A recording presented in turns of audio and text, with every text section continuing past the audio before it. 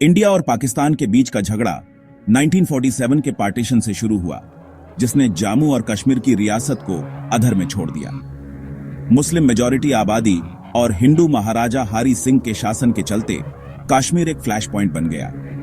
महाराजा दोनों देशों में से किसी में भी शामिल होने से हिचकिचा रहे थे, आजादी की उम्मीद में, लेकिन उनके इस इंडिसीजन से एक पावर वैक्यूम बन गया।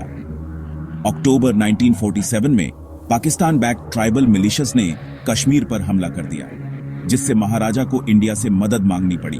इंडिया राजी हो गया, लेकिन तभी जब कश्मीर इंडिया में शामिल हो जाए तो महाराजा ने इंस्ट्रूमेंट ऑफ एक्सेशन पर साइन कर दिया। इंडियन ट्रूप्स को श्रीनगर एयरलिफ्ट किया गया, इन्वेडर्स को पीछे धकेलने के लिए।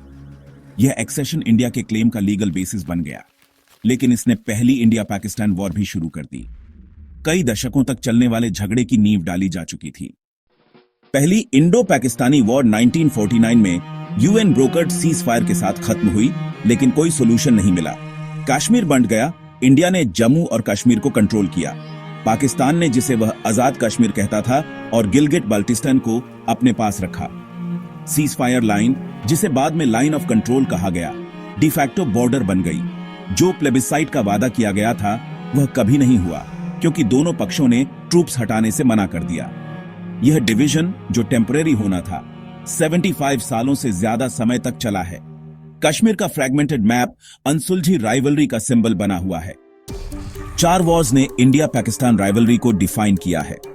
1965 में पाकिस्तान का कश्मीर में इंसर्जेंसी भड़काने का अटेम्प्ट फेल हो गया, जिससे फुल स्केल वॉर और यूएन सीज फायर हुआ। 1971 की वॉर, जो बांग्लादेश क्राइसिस से शुरू हुई थी, पाकिस्तान की हार और सिमला एग्रीमेंट के साथ खत्म हुई, जिसमें दोनों पक्षों ने पीसफुल रेजोल्यूशन के लिए कमिटमेंट दी।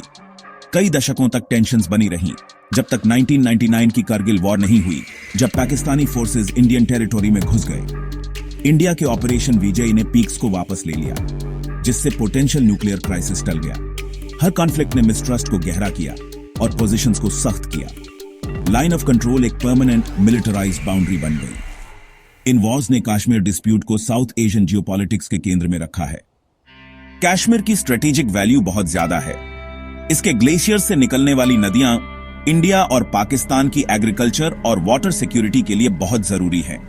यह रीजन पाकिस्तान और चाइना दोनों से सटा हुआ है, जिससे यह एक क्रिटिकल बफर बन जाता है।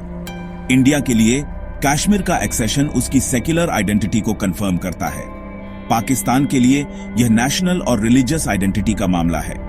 पाकिस्तान ऑक्यूपाइड, कश्मीर पाकिस्तान को चाइना से जोड़ता है, चाइना पाकिस्तान इकोनॉमिक कॉरिडोर को एंकर करते हुए। लाइन ऑफ कंट्रोल दुनिया की सबसे ज्यादा मिलिटराइज्ड बॉर्डर्स में से एक है, जहां फ्रीक्वेंट स्कर्मिशेस और मिलिट्री स्टैंड ऑफ्स होते रहते हैं। हाल के सालों में बोल्ड मिलिट्री एक्शंस देखे गए हैं, जो इंडिया की स्ट्रैटेजी में बैड लव दिखाते हैं। ये डिस्प्यूट जमीन, आइडेंटिटी और सर्वाइवल के बारे में है, जिससे कॉम्प्रोमाइज मुश्किल हो जाता है। 2019 में इंडिया ने कश्मीर का स्पेशल स्टेटस हटा दिया, इसे देश के बाकी हिस्सों के साथ और ज्यादा टाइटली इंटीग्रेट कर दिया।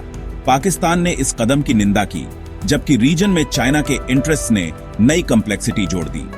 China Pakistan economic corridor disputed territory से होकर गुजरता है, जिससे स्टेक्स बढ़ जाते हैं। दुनिया करीब से देख रही है।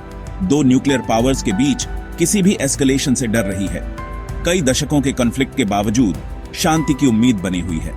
डायलॉग, सीज फायर अग्रीमेंट्स और पीपल टू पीपल कॉन्टैक्ट के जरिए एक फाइनल रेजोल्यूशन के लिए पॉलिटिकल करेज और पास्ट से ब्रेक की जरूरत है। कश्मीर की कहानी अभी अधूरी है, लेकिन शांति की संभावना बनी हुई है।